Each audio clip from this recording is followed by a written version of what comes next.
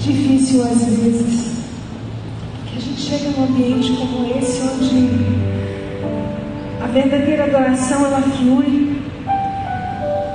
E não sei se é errado ou não, mas a vontade que dá é ministrar sobre adoração, sobre intimidade, sobre unção, sobre glória.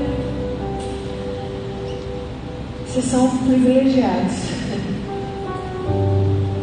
Deus está aqui. O céu de Deus está.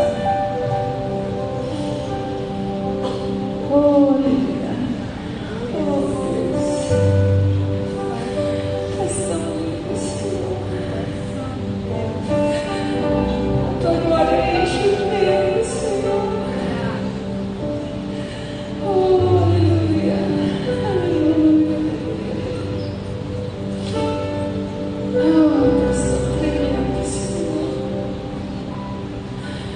Oh, obrigado, Senhor.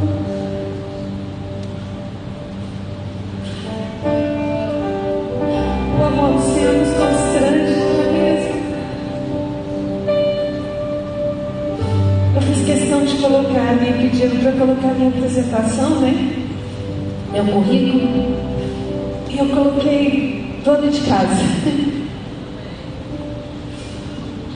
Porque às vezes a gente acha que para fazer as coisas do Senhor a gente precisa ou deixar de fazer muitas coisas, ou então abrimos mão de coisas preciosas. E eu sou uma pessoa que trabalha muito. Quem me conhece, quem anda comigo, sabe disso. Eu tenho um problema também, que eu acho que isso não é muito legal, não aconselho ninguém fazer, mas eu às vezes esqueço um pouco de mim também. Hoje de manhã eu vi isso. Eu fui ler alguns textos, e aí eu estava tão pequenininha.